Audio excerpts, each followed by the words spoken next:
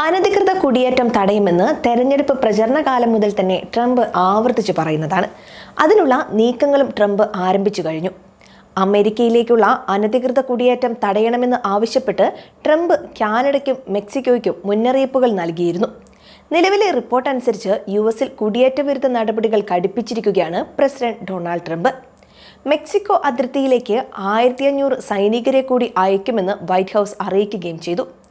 കുടിയേറ്റം നിയന്ത്രിക്കാൻ Trump executive ഉത്തരവിൽ ഒപ്പിട്ട് 2 ദിവസത്തിന് ശേഷമാണ് നടപടി എന്നത് ശ്രദ്ധേയമാണ്.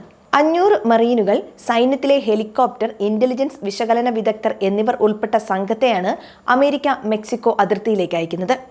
നിലവിൽ അതിർത്തിയിലുള്ള 2200 സൈനികർക്കും 1000-ലേറെ നാഷണൽ ഗാർഡുകൾക്കും ഒപ്പം ചേർന്നാണ് ഇവർ തന്റെ പ്രവർത്തനങ്ങൾ മുൻപോട്ട് കൊണ്ടുപോവുക. തന്റെ ആദ്യ ഭരണകാലത്ത് മെക്സിക്കോ അതിർത്തി സുരക്ഷിതമാക്കാൻ 5200 സൈനികരെയാണ് ട്രംപ് വിന്യസിപ്പിച്ചത്. ഇതിന് പിന്നാലെ അധികാരത്തിലെത്തിയ മുൻ പ്രസിഡന്റ് ജോ ബൈഡനും സൈനികർക്ക് അതിർത്തിയിൽ ഡ്യൂട്ടി നൽകിയിരുന്നു. അധികാരത്തിൽ എത്തിയ ഉടൻ തന്നെ മെക്സിക്കോ അതിർത്തിയിൽ അടിയന്തരാവസ്ഥ പ്രഖ്യാപിക്കുമെന്നും ട്രംപ് അറിയിച്ചിരുന്നു. ഇതിന് പിന്നാലെയാണ് അതിർത്തിയിൽ കൂടുതൽ സൈനികരെ വിന്യസിപ്പിക്കാൻ ഒരുങ്ങുകയാണെന്ന് വൈറ്റ് ഹൗസ് അറിയിച്ചിരിക്കുന്നത്. ഡൊണാൾഡ് ട്രംപ് അധികാരത്തിലെത്തുമ്പോൾ എന്തൊക്കെയാണ് ചെയ്യുക എന്നറിയാൻ ലോകം കാത്തിരിക്കുകയാണ്.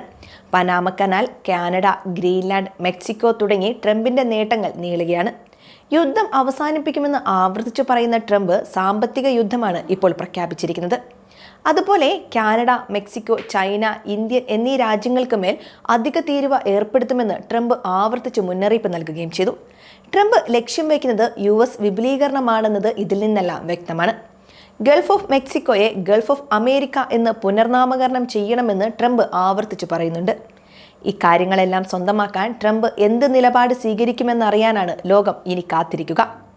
കുടിയേറ്റ നിയന്ത്രണവുമായി ബന്ധപ്പെട്ട് ട്രംപ് മുന്നറിയിപ്പ് നൽകിയതിനെ തുടർന്ന് രാജ്യത്തിന്റെ US അതിർത്തിയിൽ ശക്തമായ നിരീക്ഷണവും സുരക്ഷാ നടപടികളും കാനഡ നേരത്തെ തന്നെ നടപ്പാക്കിയിരുന്നു. രാജ്യാന്തര സംഘടിത കുറ്റകൃത്യങ്ങൾ ലക്ഷ്യമിട്ടുള്ള സംയുക്ത സ്ട്രൈക്ക് ഫോഴ്സ് ഉൾപ്പെടെയുള്ള സുരക്ഷാ നടപടികളാണ് കാനഡ ഒരുക്കിയത്. കാനഡയിൽ നിന്ന് അമേരിക്കയിലേക്കുള്ള കുടിയേറ്റം തടഞ്ഞില്ലെങ്കിൽ കനത്ത നടപടികൾ രാജ്യം നേരിടേണ്ടി വരുമെന്നും ട്രംപ് കാനഡയ്ക്ക് മുന്നറിയിപ്പ് നൽകിയിരുന്നു. നിർമ്മാണ ജോലികൾ US-ലേക്ക് തിരികെ കൊണ്ടുവരിക, US-ലേക്കുള്ള മയക്കുമരുന്ന് കടത്ത്, നിയമവിരുദ്ധ കുടിയേറ്റം തുടങ്ങിയവ ചൂണ്ടിക്കാട്ടിയായിരുന്നു ട്രംപിന്റെ താരിഫ് പുതുക്കുന്നതുമായി ബന്ധപ്പെട്ട പ്രഖ്യാപനം നടത്തിയത്. ഇതിന് പിന്നാലെ കാനഡ ഇപ്പോൾ പുതിയ അതിർത്തി നിയമങ്ങൾ പ്രഖ്യാപിക്കുകയും ചെയ്തിട്ടുണ്ട്.